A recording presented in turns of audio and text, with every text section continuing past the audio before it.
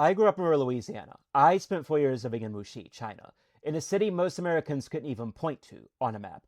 I saw something that felt like the future, and it led me with one question.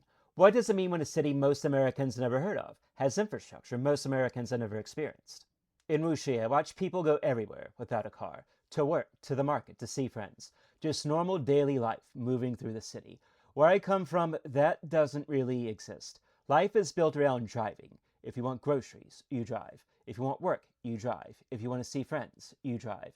There are real upsides to that, of course, with more space, privacy, and freedom. A lot of people prefer it that way, and for good reason. But it also means there's rarely a practical alternative. I didn't really question it growing up. It just felt normal, until I moved to Wuxi. The first thing that struck me wasn't dramatic. It was just watching people go about their day, walking to the market, taking the metro to work, meeting friends somewhere, and getting there without anyone needing a car. Dense, functional, everyday urban life I genuinely had no frame of reference for. Back home, that kind of mobility, just stepping outside and going somewhere without a car, wasn't really a part of life. In China, it was completely ordinary, and that normality was what I really remembered, because it wasn't really designed to impress anyone. It was just how the city worked, and I had to ask myself why I found that so surprising, and what assumptions I had carried with me without even realizing it. At first, I assumed what most Americans do, that this is just what you get in major global cities, that Beijing and Shanghai were the exception, and that the further you got from those places, the more the modernity would thin out. Most Americans who think about China picture it that way, a handful of gleaming coastal cities, surrounded by something much more ordinary. That was more or less the picture I had in my head too, even after arriving. So I told myself, this is Wuxi. It's close to Shanghai. Of course it looks like this. It's basically in Shanghai's orbit. But that explanation only held up for so long. But the more time I spent there, the more I realized what I was seeing wasn't just Shanghai's influence spreading outward. Wuxi had its own separate, highly developed infrastructure, and that wasn't just true in Wuxi. When I started traveling further to other cities and provinces, the pattern didn't break down, it kept repeating. What I realized is that highly developed infrastructure in China isn't the exception, it's the norm. And what I was seeing wasn't just impressive, it was a direct comparison. And comparisons can be uncomfortable. Not military power, not innovation, but in the basic question of what ordinary citizens experience in their daily lives, how they get to work, how their cities function, what their public spaces look like. The differences are hard to ignore once you live on both sides of them, and the scale of it is what really drives the point home. Modern metro systems with clean, efficient stations, entire districts built around public transport instead of cars, high-speed rail connecting entire regions at speeds that generally change how distance feels. And what surprised me wasn't that it existed, it was the assumption I brought with me, that this kind of development would become less the further you got from the major cities. That assumption kept failing, because the systems weren't becoming less. They were just there, in city after city, as if this was simply how Chinese cities were built. And that's when I started to understand the real scale of what China has done. And that's what most people outside China don't fully grasp. It isn't just concentrated in a few famous cities. Judging China's infrastructure by Beijing or Shanghai is a bit like judging America only by New York or San Francisco. Those cities are exceptional. They aren't representative.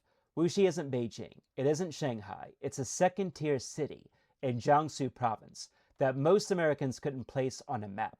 And it has a metro system, high-speed rail connections, well-maintained public spaces, and a level of everyday urban functionality that would surprise most people who haven't been there. And Wuxi isn't unique in that regard. That's the point. And once you see that pattern, the comparison becomes obvious. And this is where things get interesting. Both China and the United States are accumulating significant debt. That's a fact. But what that debt produces in terms of tangible public goods, what the average citizen can actually see, use, and ride, that looks different depending on where you are. In Wuxi, I could ride a metro, catch a high-speed train, walk through well-maintained public spaces. These weren't luxury amenities. They were just part of daily life in a second-tier city that is not well known internationally. What that comparison means is for each person to decide for themselves, but it's still a comparison worth thinking about. And one of the clearest ways I experienced that difference was through high-speed rail. Coming from rural Louisiana, long-distance travel means long drives by car, hours on highways, sometimes entire days, depending on where you're going. That's just reality of life when public infrastructure isn't built to move people efficiently across long distances. In China, I found myself covering those same distances in a fraction of the time. Wuxi to Shanghai, another 30 minutes. Wuxi to Nanjing, and about the same. Cities that would take hours to drive between suddenly felt like neighborhoods in the same larger place. And what I really remember wasn't the speed itself. It was how completely unremarkable it was to everyone around me. People were on their phones, eating, sleeping. Nobody was marveling at anything. This was just how you got from one place to another. The overall normality of the situation was something that still stands out to me more than a high-speed rail itself. It made me start thinking about why high-speed rail and infrastructure like this feels so normal in China, because it's easy to look at a modern city and assume it has always been that way, but in many cases it hasn't.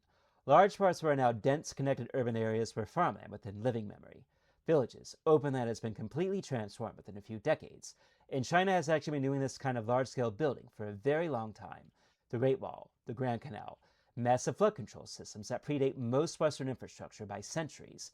In some ways, what I was seeing in Wuxi, the metro, the rail connections, the planned urban density, is a modern version of something China has always done, at scale. That historical context doesn't make it less impressive. If anything, it makes it more interesting.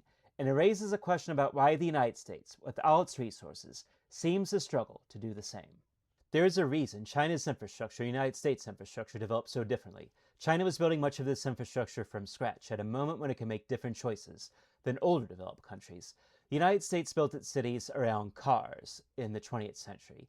That decision made sense at the time, but it locked a particular way of life that is generally difficult to undo. Roads, zoning, and distances between things. All of it was designed around the assumption that everyone drives. China, building much of this later and faster, didn't inherit that same constraint, and the result shows up in everyday life in ways that are hard to miss once you've experienced both. That's worth considering because the gap is more about the difficulty of changing systems that were built for a different time than it is money or willingness. And that's a harder problem to solve than simply deciding to spend more, and that's what made living in Wuxi so disorienting at first. If you grow up where driving yourself is a default, you don't really imagine alternatives because there is no other way to get around. When I was in Wuxi, I took a taxi to work most days through Didi, which was cheap, fast, and reliable. I use Alipay for almost everything, like buying groceries, transport, and street food. I walked places I would have never driven to back home simply because walking was a reasonable option. None of that felt revolutionary while I was doing it. It just felt normal. And that's what made me realize this wasn't really about one city or one train line. It was about a completely different idea of what normal daily life could look like. So when I say China's infrastructure felt like stepping into the future, I don't mean one dramatic moment or one impressive city. I mean 4 years of daily life in Wuxi, showing me a different way that cities can function, a way I had no real framework for before I got there, because nothing in my background had prepared me for it. And I think that's what living abroad actually does at its best. Not just showing you impressive things, but quietly dismantling the assumptions you didn't even know you were carrying. For me, that started in rural Louisiana, where normal meant a car, a long drive, and not much else in the way of options. And it stayed with me during 4 years in Wuxi, where normal meant something I'm still processing. Because once you lived inside a city that works differently, not just visited, but actually built a daily life inside it, it changes what you think is possible. And it's hard to go back to your old assumptions after that. It raises the question what could be built if a country chose to. If you lived abroad and had your own assumptions shattered, drop your story in the comments. What felt normal to you that blew you away somewhere else? So hit the like button if you like this video, and don't forget to subscribe to my channel. I have many more videos coming just like this one. And thanks everybody for watching, and I'll see all of you for next time.